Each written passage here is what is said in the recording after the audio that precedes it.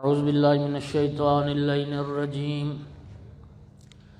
بسم اللہ الرحمن الرحیم الحمد للہ رب العالمین والعاقبۃ للمتقین والجنۃ للمؤمنین والنار للمنافقین الحمد للہ الذی جعلنا من المتمسکین بولایت علی بن ابی طالب واولادہ المعصومین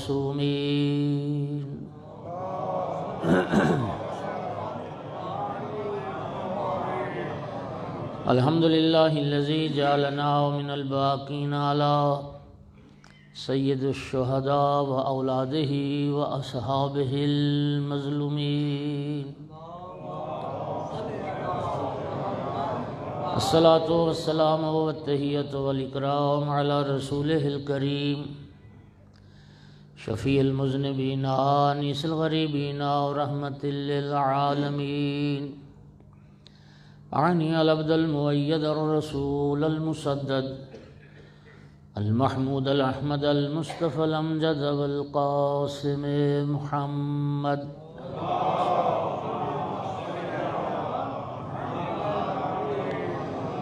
ثم الصلاة والسلام والتحیۃ والاکرام علی آلہ الطیبین الطاہرین المعصومین المنتجبین المنتخبین المظلومین واللعنۃ الدائمۃ علی اعدائہم ملعونین من یوم عداوتہم الی قیام یوم الدین وبعد یوم الدین اما بعد بسم اللہ الرحمن الرحیم انا اعطیناک الکوثر فصل لربک وانحر ان شانئک هو الابتر صلوات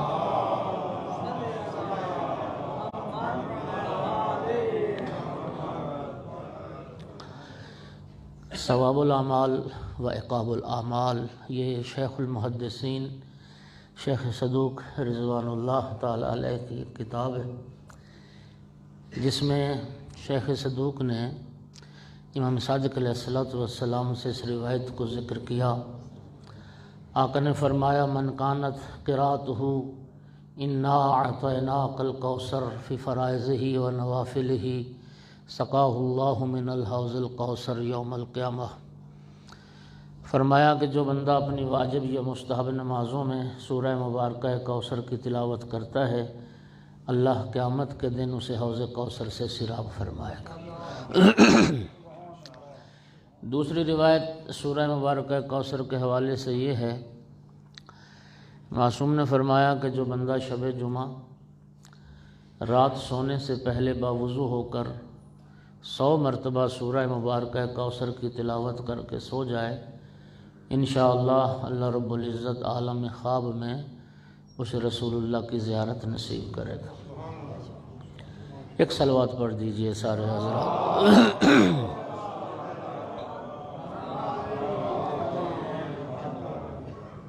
مومنین کرام، آپ جانتے ہیں کہ خداوند عالم نے سرکار دو عالم صلی اللہ علیہ وآلہ وسلم کو جناب خدیجۃ الکبریٰ صلوات اللہ علیہا کے بطن اطہر سے 2 بیٹے بھی عطا فرمائے تھے۔ وہ دونوں بیٹے جب بچپن میں یکے بعد دیگرے اللہ کو پیارے ہو گئے اور سرکار کا بیٹا کوئی نہ رہا، نبی کریم مسجد الحرام میں داخل ہوئے تو عاص بن وائل سہمی نے سرکار کو دیکھا تو کہنے لگا جعل ابتر آیا ہے، مقطوع النسل بے عقب لا ولد بے اولاد۔ جب ابتر کا طعنہ دیا تو نبی کریم صلی اللہ علیہ وآلہ وسلم کو دکھ پہنچا، رنجیدہ خاطر ہوئے، دل کو ٹھیس لگی۔ خداوند عالم نے جب اپنے محبوب کو رنجیدہ خاطر دیکھا تو اپنے محبوب کی تسلی اور تشفی کے لیے اس سورہ مبارکہ کوثر کو نازل فرمایا۔ اس سورہ کوثر میں نبی کریم صلی اللہ علیہ وآلہ وسلم کے لیے کثرت اولاد کی نوید ہے، اور جس ملعون نے آقا کو ابتر کا طعنہ دیا تھا اس کے ابتر ہونے کی وعید ہے۔ مومنین، سارا قرآن پاک معجزہ ہے، سورہ مبارکہ کوثر معجزہ در معجزہ ہے، اور اس کے اعجاز کی کئی جہات ہیں۔ الحمدللہ ہر فرد متوجہ بیٹھا ہے۔ پہلی جہت تو یہی ہے کہ خداوند عالم نے اپنی عظیم ترین عطا کا تذکرہ مختصر ترین صورت میں فرمایا ہے۔ بسم اللہ کے بعد 3 آیات ہیں۔ یہ ایک استثنائی سورہ ہے، اور اس صورت میں جو لفظ استعمال ہوئے ہیں وہ بھی استثنائی ہیں۔ بسم اللہ کے بعد 3 آیات ہیں، اور ان 3 آیات میں ٹوٹل 10 لفظ ہیں، اور ان 10 لفظوں میں 6 لفظ ایسے ہیں جن کا پورے قرآن پاک میں دوبارہ تکرار نہیں ہوا ہے۔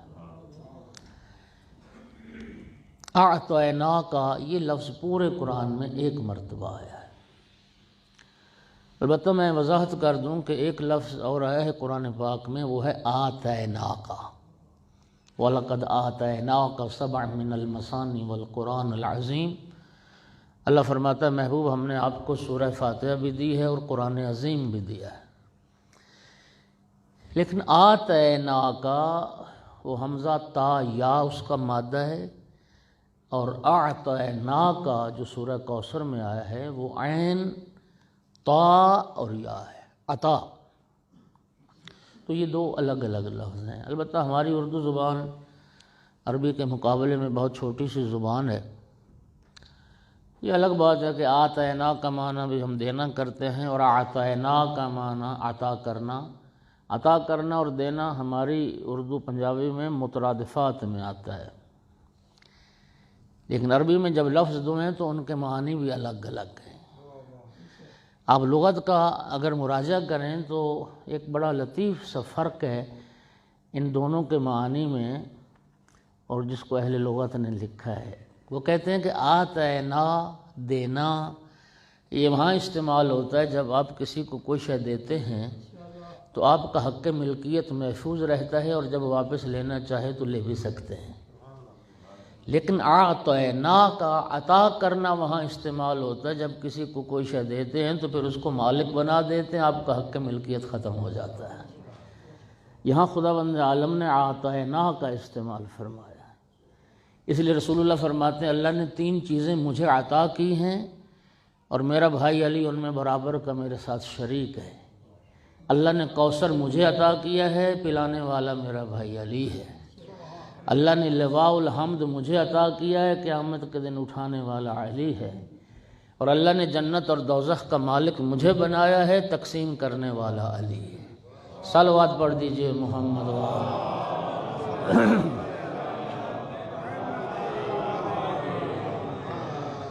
آتینا کا یہ لفظ 1 مرتبہ آیا ہے پورے قرآن پاک میں۔ الکوثر یہ بھی 1 مرتبہ آیا ہے۔ فصل یہ لفظ بھی 1 مرتبہ ہے۔ ونحر 1 مرتبہ ہے۔ شانیہ کا یہ لفظ بھی 1 بار ہے پورے قرآن میں۔ الابتر یہ بھی 1 مرتبہ ہے پورے قرآن میں۔ اور اعجاز کی اگلی جہت دیکھیے کہ ان 3 آیات میں خداوند عالم نے 5 بار اپنے محبوب کو مخاطب ٹھہرایا۔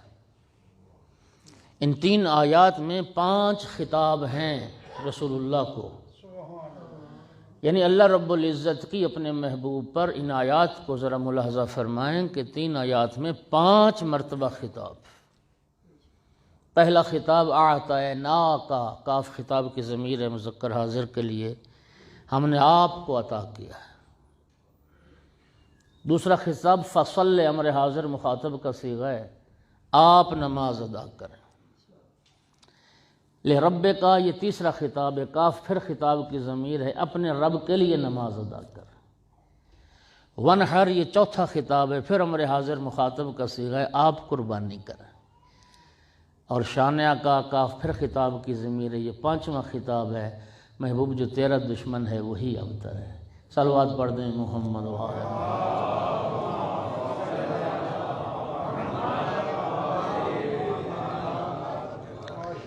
انا اعطیناک الکوثر۔ 4 صورتیں ہیں قرآن پاک میں جن کا آغاز لفظ انا سے ہوا ہے۔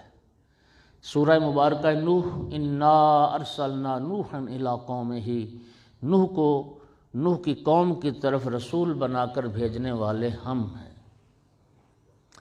سورہ مبارکہ فتح، انا فتحنا لک فتحا مبینا، محبوب یہ آپ کو کھلی فتح عطا کرنے والے بھی ہم ہیں۔ تیسری سورہ مبارکہ قدر، انا انزلناہ فی لیلۃ القدر، اس بعظمت کتاب کو شب قدر میں نازل کرنے والے بھی ہم ہیں۔ اور چوتھی سورہ مبارکہ کوثر، انا اعطیناک الکوثر، محبوب آپ کو کوثر عطا کرنے والے بھی ہیں۔ مومنین کرام، جمع کی ضمیریں اللہ تعالیٰ نے اپنی ذات واحد کے لیے استعمال فرمائی ہیں۔ ہماری اردو پنجابی میں بھی بس اوقات متکلم اپنے لیے جمع کی ضمیر استعمال کرتا ہے مقام فخر میں۔ یہ بارگاہ ہم نے بنائی ہے، یہ مسجد ہم نے بنائی، حالانکہ بنانے والا تو ایک ہی فرد ہے۔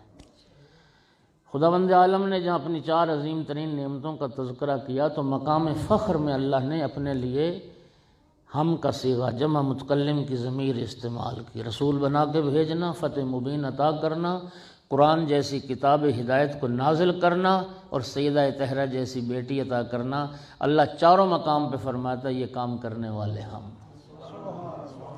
انا اعطیناک الکوثر، یہ کوثر کیا ہے؟ مومنین، کوثر یہ کثرت سے نکلا ہے لفظ، مادہ اس کا کثرت ہے، فعل کے وزن پر ہے، مبالغہ کا صیغہ ہے۔ اصل لغوی معنی کوثر کا بنتا ہے خیر کثیر، خیر اور کثیر۔ لیکن مفسرین نے، عامہ و خاصہ نے، شیعہ سنی نے کم از کم 36 موارد ذکر کیے ہیں، معنی ذکر کیے ہیں۔ وہ در حقیقت معانی نہیں ہیں، وہ لفظ کوثر کے مصادیق ہیں۔ کوثر کا معنی حوض کوثر کیا گیا، کوثر کا معنی نہر کوثر کیا گیا، کوثر کا معنی دین اسلام کیا گیا، کوثر کا معنی کلمہ طیبہ کیا گیا، کوثر کا معنی مقام محمود کیا گیا، مقام شفاعت کیا گیا، کوثر کا معنی علم کثیر کیا گیا، کوثر کا معنی اخلاق عظیم کیا گیا، کوثر کا معنی قرآن مجید بھی کیا گیا، کوثر کا معنی وحی کیا گیا، کوثر کا معنی اصحاب کثیر کیا گیا، کوثر کا معنی امت کثیرہ کیا گیا، کوثر کا معنی اولاد کثیر کیا گیا، کوثر کا معنی نعمات جنت کیا گیا۔ میں کسی بھی معنی کا انکار نہیں کرتا، لیکن آپ جب تفسیر اہل بیت کی طرف رجوع فرمائیں تو آل محمد علیہ الصلوۃ والسلام نے کوثر کا مصداق اتم، مصداق بارز اور مصداق اکمل وجود مبارکہ جناب صدیقہ کبریٰ حضرت فاطمہ الزہرا صلوات اللہ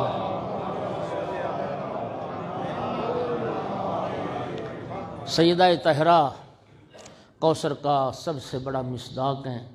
علامہ طباطبائی نے تفسیر المیزان میں لکھا، اگر کوثر سے مراد بنت پیغمبر کی ذات نہ ہو، کوثر سے سیدہ طہرہ کی ذات کو مراد نہ لیا جائے تو پھر پہلی آیت کا تیسری آیت سے کوئی ربط نہیں بنتا۔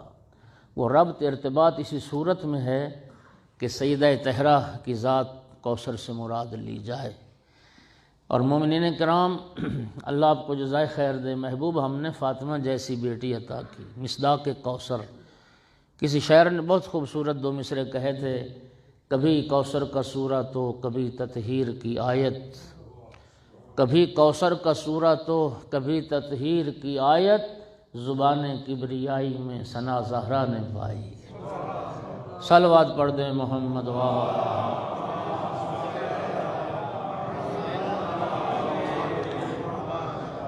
ہم نے سیدہ کی صورت میں اولاد کثیر عطا کی۔ امام اہل سنت فخر رازی نے اپنی تفسیر مفاتیح الغیب میں سورہ کوثر کی تفسیر میں یہ بات لکھی کہ ذریت پیغمبر سے بہت سارے سادات قتل کیے گئے۔ مومنین، اموی اور عباسی ادوار میں سادات کے خون سے گارے بنائے گئے، سادات زندہ دیواروں میں چنوائے گئے، سادات کے سروں سے کھوپڑیوں کے ان کے مینار قائم کیے گئے۔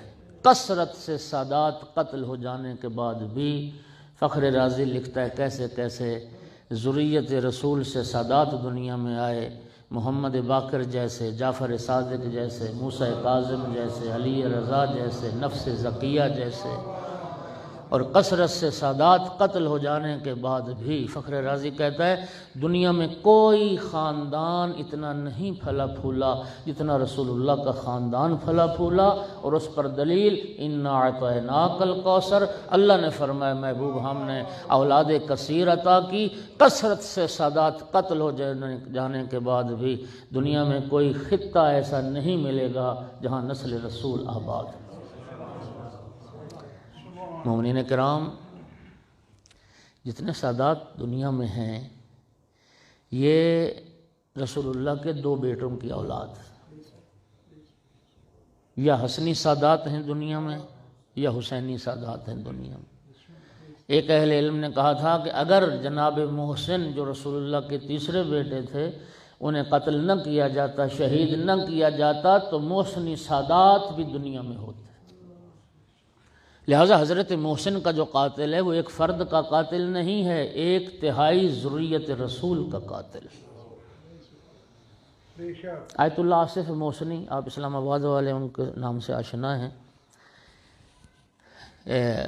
افغان جب وہ جنگ کا زمانہ تھا تو وہ رہے ہیں یہاں، جامعہ اہل بیت میں بھی پڑھاتے رہے تھے۔ انہوں نے کابل میں حوزہ علمیہ تشکیل دیا، ابھی چند سال ہوئے وفات ہو گئی ان کی۔ 20 جمادی ثانی کو انہوں نے ایک خطاب کیا، وہ یوٹیوب پر موجود ہے ان کا خطاب۔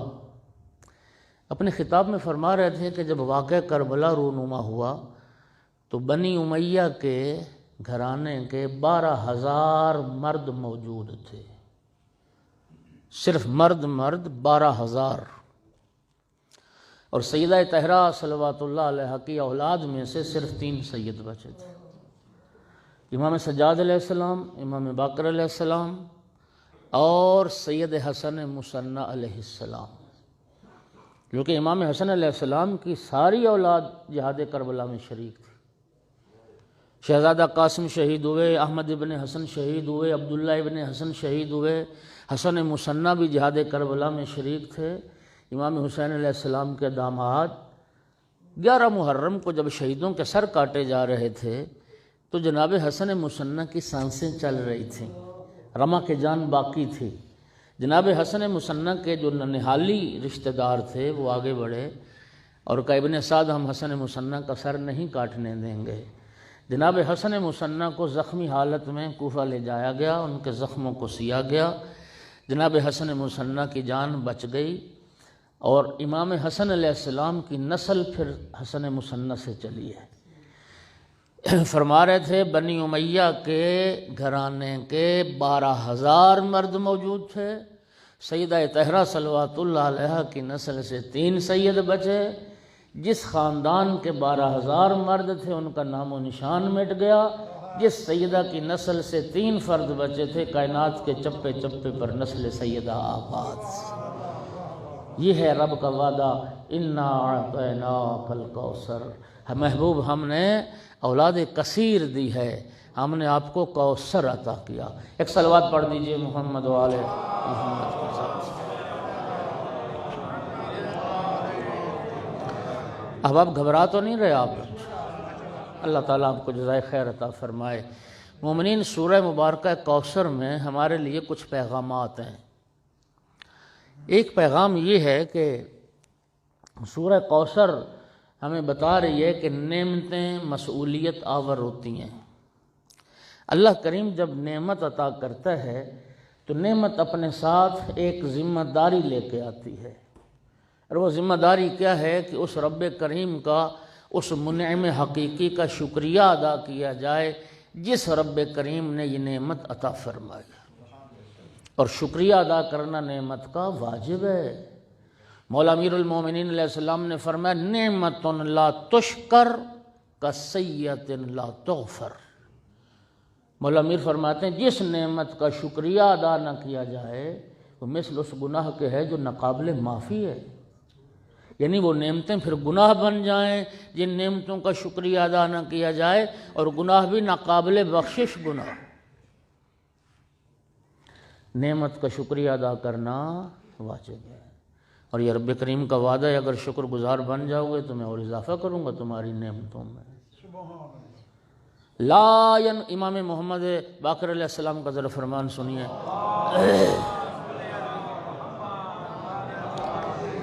لا ينقطع المزید من اللہ حتی ينقطع الشکر من العباد۔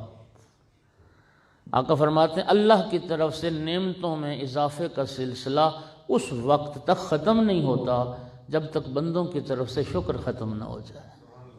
یعنی تم شکر گزار رہو گے، پروردگار تمہارے نعمتوں میں اضافہ کرتا چلا جائے گا۔ شکریہ نعمت واجب ہے اور یہ چیز ضروری ہے حتیٰ رسول اللہ کے لیے بھی، اور خداوند عالم نے اس سورہ مبارکہ کوثر میں اپنے محبوب سے بھی شکریہ کا تقاضا کیا ہے، اور سورہ کوثر نے یہ بھی بتا دیا کہ وہ شکریہ نعمت ہے کیا۔ ارشاد ہوا انا اعطیناک الکوثر، محبوب ہم نے فاطمہ جیسی بیٹی عطا کی، میری اس عظیم عطا پر میرا شکریہ ادا کر، اور وہ شکریہ کیا ہے؟ فصل لربک، اپنے رب کے لیے نماز ادا کر۔ نمازی لوگ بیٹھے ہو، مسجد میں بیٹھے ہو، نماز پڑھ کے بیٹھے ہو، نماز کی فضیلت پر متعدد آیات اور متعدد روایات آپ نے سن رکھی ہیں۔ میں کہتا ہوں کتنی عظیم ہے نماز، نماز کی عظمت کا ایک پہلو یہ بھی ہے، کتنی عظیم ہے نماز جو سیدہ طاہرہ کے وجود کا شکرانہ قرار پائے۔ اللہ رب العزت نے اپنے محبوب سے مانگا تو نماز کو مانگا، اللہ نے محبوب سے تقاضا کیا تو نماز کا تقاضا کیا۔ فصل لربک، محبوب اپنے رب کے لیے نماز ادا کر۔ دیکھیے شیطان حضرت آدم کا بھی دشمن ہے، ہمارا بھی دشمن۔ اللہ قرآن میں فرماتا ہے تمہارا بھی دشمن، تمہارے باپ آدم کا بھی دشمن۔ نبی کریم کی بڑی خوبصورت حدیث ہے۔ یہ دشمن والے جو ہوتے ہیں نا، مجھے بتائیے کوئی اپنے دشمن کو عزت والا دیکھنا چاہتا ہے یا ذلیل دیکھنا چاہتا ہے؟ ذلیل دیکھنا چاہتا ہے۔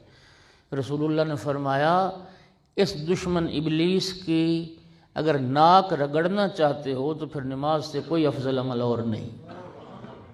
نماز واحد شے ہے جس سے تم اپنے دشمن کو ذلیل کر سکتے ہو اور اس کی ناک کو رگڑ سکتے ہو۔ پھر اللہ پاک نے فرمایا فصلی لربک، محبوب نماز ادا کر میری اس عظیم عطا پر، لیکن نماز لوگوں کے دکھاوے کے لیے نہیں، اللہ کی رضا کے لیے، رب کی خوشنودی کے لیے۔ دکھاوے کا عمل باطل ہے۔ سرکار نے فرمایا کل ریاء شرک، ہر ریاکاری شرک ہے، ہر ریاکاری شرک ہے، ریاکار کا عمل باطل ہے۔ نبی کریم نے فرمایا من عمل للہ فاجرہ علی اللہ ومن عمل للناس فاجرہ علی الناس، لوگوں کے لیے عمل کرو گے تو لوگوں سے اجر پاؤ گے، اللہ کے لیے کرو گے تو اللہ سے اجر پاؤ گے۔ اور اسی سے نا نتیجہ فرق کر جائے گا، اس ذات باقی کے لیے عمل کرو گے تو اللہ اجر بھی وہ عطا کرے گا جو باقی رہنے والا ہے، اور لوگوں کے دکھاوے کے لیے کام کرو گے تو لوگ کیا اجر دیں گے؟ بس 2-3 بار واہ واہ کر دیں گے اور کیا کریں گے، یہی کچھ ہے نا۔ اچھا ایک بات اور بھی ذرا سن لیں، نماز کے لیے رسول اللہ نے فرمایا تھا ان قبلت قبل ما سواہا وان ردت رد ما سواہا، نماز قبول ہو گئی جس کی باقی اعمال بھی قبول ہو جائیں گے، اور اگر نماز رد کر دی گئی تو باقی اعمال بھی رد کر دیے جائیں گے۔ سب سے افضل عمل معراج مومن، اللہ کیا فرماتا ہے فویل للمصلین الذین هم یراؤون، اللہ فرماتا ہے نماز بھی اگر کوئی دکھاوے کی پڑے گا نا اس کے لیے جہنم ہے۔ جو نماز ریاکاری کے لیے پڑھے اس کے لیے، تو میرے بھائی جب ریاکاری کی نماز باطل ہے تو پھر ریاکاری کا حج بھی باطل ہے، ریاکاری کی مسجدیں بھی بنائی ہیں وہ عمل بھی ضائع ہو جائے گا، ریاکاری کی مجلس بھی کرواؤ گے تو وہ ختم ہو جائے گی۔ اصل چیز جو سب سے بڑی بات ہے، عمل کرنا بھی آسان ہے، حالانکہ عمل کرنا مشکل ہے، عمل کرنا مشکل ہے، لیکن پھر میں کہتا ہوں عمل کرنا آسان ہے، لیکن خلوص کے ساتھ اللہ کی رضا کے لیے بجا لانا اور مشکل ہے۔ ازلی بیاموز اخلاص عمل، وہ کیا کسی فارسی شاعر نے کہا تھا، مولا علی سے سیکھو اللہ کے لیے عمل کیسے کیا جاتا ہے، آل محمد کے گھرانے سے سیکھو رب کی رضا کے لیے کام کیسے کیا جاتا ہے؟ اللہ تعالیٰ نے تقاضا کیا محبوب اپنے رب کے لیے، اللہ کی خوشنودی کے لیے نماز ادا کر۔ ارباب دانش اللہ آپ کو سلامتی عطا کرے، نماز ادا کر یہ معنی ہے صلے کا، اور یہاں پہ اللہ پاک فرما رہا ہے فصلے، فا ہے، یہ فا عربی گرامر کی روح سے فائے تسریہ کہلاتی ہے۔ یہ فا صورت کے لیے آتی، فوراً کے معنی میں، جلدی کے معنی میں، یعنی اللہ پاک فرما رہا ہے اِنَّا أَعْطَيْنَاكَ الْكَوْثَرَ فَصَلِّ لِرَبِّكَ، محبوب ہم نے فاطمہ جیسی بیٹی عطا کی ہے، دیر نہ کر، فوراً اپنے رب کے لیے نماز ادا، فوراً اپنے رب کے لیے۔ اور مومنین یہ وہی فا ہے جو رسول اللہ نے حدیث غدیر میں استعمال کی ہے، من کنت مولاہ فہذا علی مولا، جس کا میں مولا میرے بعد فوراً اس کا علی مولا۔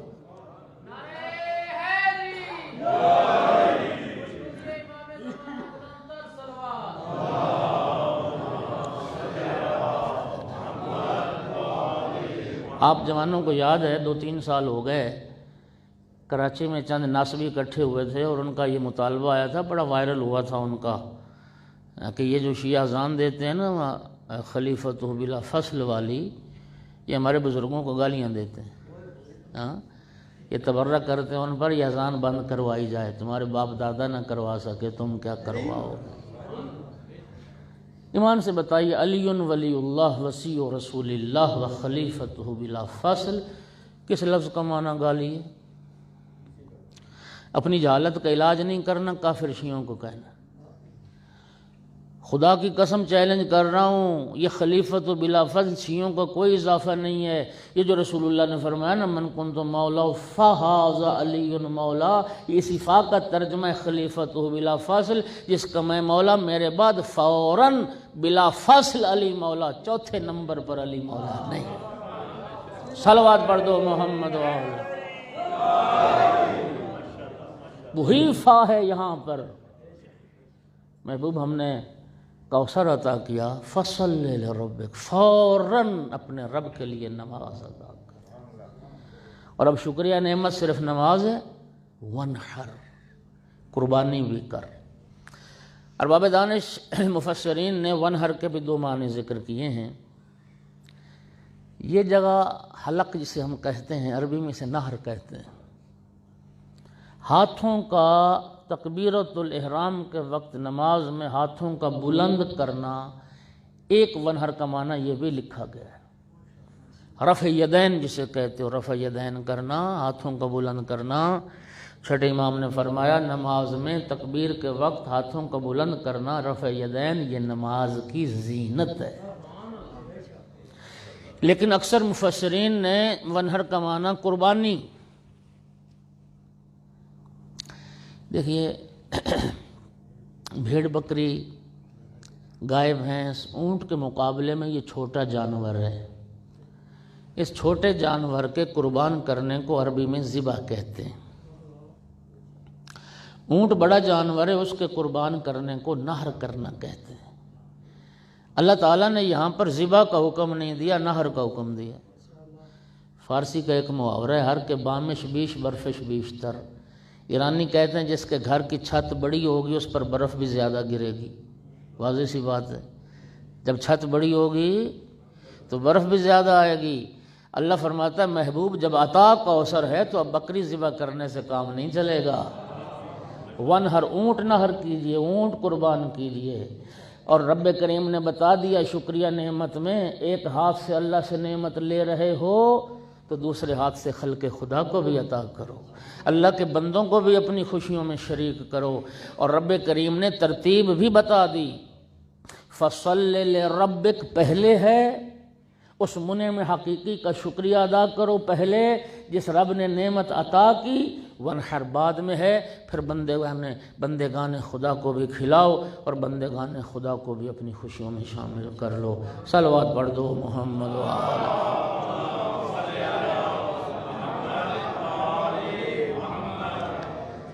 فصل لربک وانحر ان شانئک هو الابتر۔ بے شک محبوب جو تیرا دشمن ہے وہی ابتر ہے، میں تیرے دشمن کا نام و نشان مٹا دوں گا، جو تیرا دشمن ہے وہی مقطوع النسل ہے اور وہی بے عقب ہے۔ مومنین، خداوند عالم نے جتنی کفار نے لوگوں نے گستاخی کی، برا بھلا کہا، گالیاں دیں، اللہ رب العزت نے اپنے محبوب سے ہونے والی ہر جسارت کا قرآن میں جواب دیا اور بھرپور دفاع کیا اپنے محبوب کو۔ دیکھیے یہ کتنی بڑی جسارت تھی۔ یقول الذین کفروا لست مرسلا، کافر رسول اللہ کے سامنے آ کے کہتے ہیں آپ اللہ کے رسول ہی نہیں۔ رب کریم نے بھرپور جواب دیا، یاسین والقرآن الحکیم انک لمن المرسلین۔ محبوب مجھے قرآن حکیم کی قسم، آپ تو یقیناً رسولوں میں سے۔ نبی کریم کو شاعر کہا گیا، شاعر کہنے کا مطلب کیا تھا؟ وحی کا انکار کرنا۔ شاعر تخیلاتی باتیں کرتے ہیں، کہتے تھے یہ کوئی وحی الہی نہیں ہے، یہ محمد کی اپنی تخیلاتی باتیں ہیں۔ اللہ تعالیٰ نے بھرپور دفاع کیا، وما علمناہ الشعر وما ينبغی لہ۔ اللہ فرماتا ہے محبوب نے، ہم نے اپنے محبوب کو شاعری نہیں سکھائی، اور نہ ہی شاعری میرے محبوب کو زیب دیتی ہے۔ یہ شاعری نہیں ہے، یہ وحی الہی ہے، یہ وحی الہی ہے۔ نبی کریم کو مجنون کہا۔ مومنین ذرا سوچئے، کتنی بڑی اہانت، کتنی بڑی جسارت۔ وہ ہستی جو عقل کل تھی اور کل عقل تھی، وہ ہستی جو علم کل تھی اور کل علم تھی، اس ہستی کو دیوانہ کہہ دیا جائے، مجنون اور پاگل کہہ دیا جائے، لیکن اللہ پاک نے بھرپور دفاع کیا۔ وما انت بنعمت ربک بمجنون۔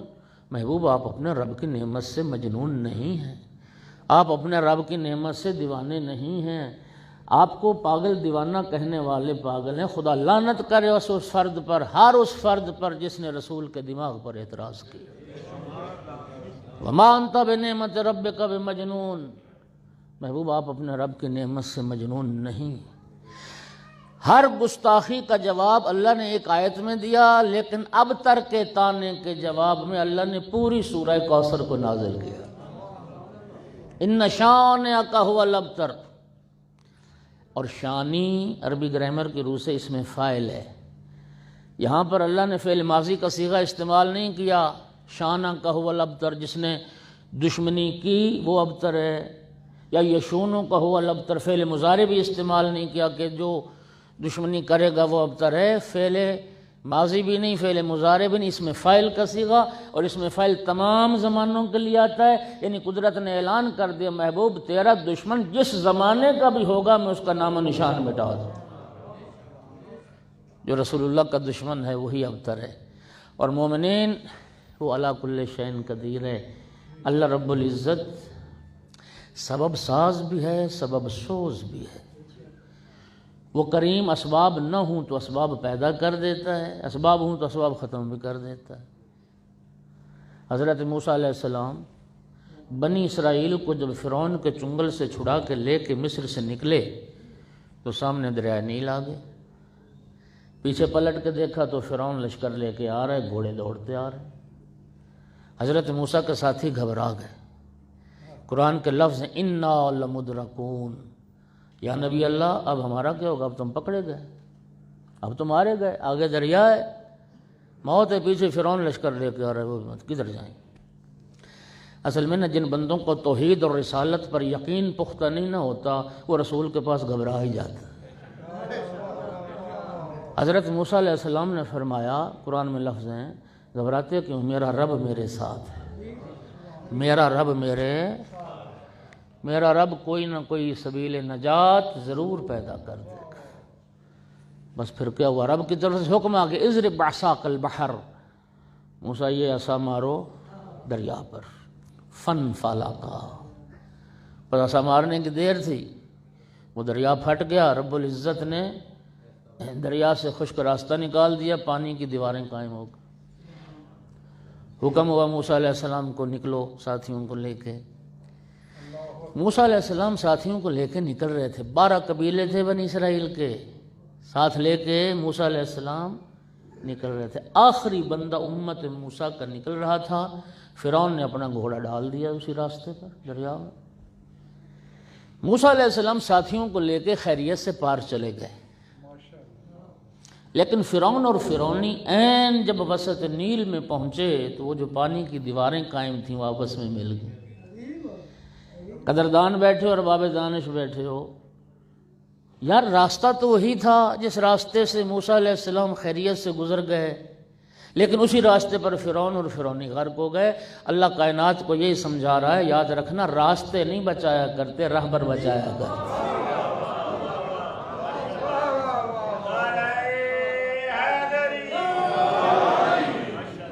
راستے نہیں بچاتے، راہبر بچاتے۔ یہ میرا جملہ نہیں، کسی ہمارے پرانے اہل منبر کا جملہ بڑا خوبصورت ہے۔ انہوں نے کہا تھا کہ اگر حضرت موسیٰ علیہ السلام ایک الہی راہبر 12 قبیلوں کو نجات عطا کر سکتا ہے تو جس ایک قبیلے کے 12 الہی راہبر ہو۔ اس لیے رسول اللہ نے فرمایا تھا یا علی انت وشیعتک ہم الفائزون یوم القیامہ، یا علی قیامت کے دن تو بھی کامیاب ہے اور تیری راہ پر چلنے والے بھی کامیاب ہیں۔ اور ایک حدیث اور سنیے، متفق علیہ، اہل سنت منابع میں موجود نہ ہو تو میں مجرم ہوں۔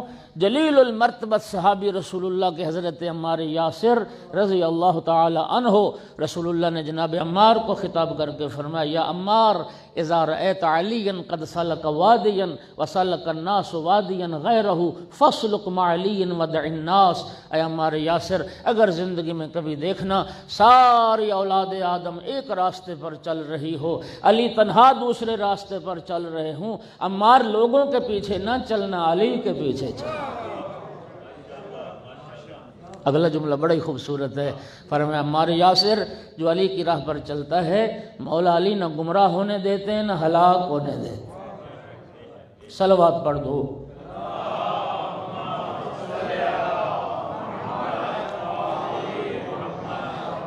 اللہ آپ کو جزائے خیر دے۔ موسیٰ علیہ السلام نکل گئے ساتھیوں کو لے کے۔ اب جب صحرا میں پہنچے تو پیاس نے آ گھیرا، یا نبی اللہ اب تو پیاس لگ گئی، پیاس سے مرتے ہیں۔ پھر وہی جملے ہیں میرا رب میرے ساتھ ہے۔ اللہ تعالیٰ اس مشکل سے بھی نجات عطا کر دے گا۔ اور رب کی طرف سے پھر حکم آ گیا اضرب بعصاک الحجر فانفجرت منہ اثنتا عشرۃ عینا۔ اب یہ عصا مارو پتھر پر، اور جب پتھر پر مارا تو 12 چشمے پھوٹ پڑے۔ 12 قبیلے تھے، پتھر سے 12 چشمے اللہ نے جاری کر دی۔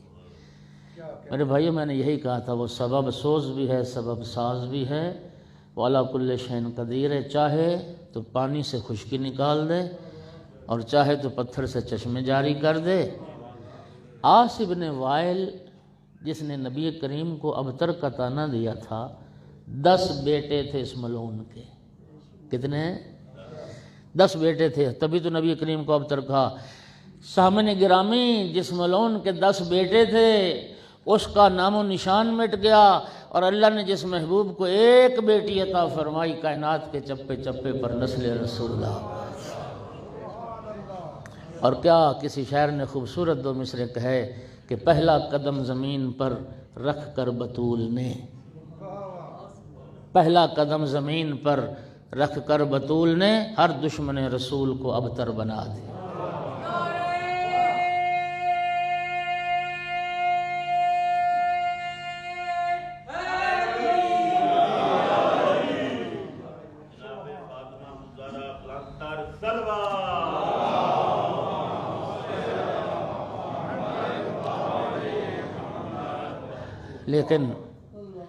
لیکن عزاداران سیدہ، دکھ اس بات کا، رحلت پیغمبر کے بعد قرآن کے گلے میں رسی تھی، سورہ کوثر زخمی تھی۔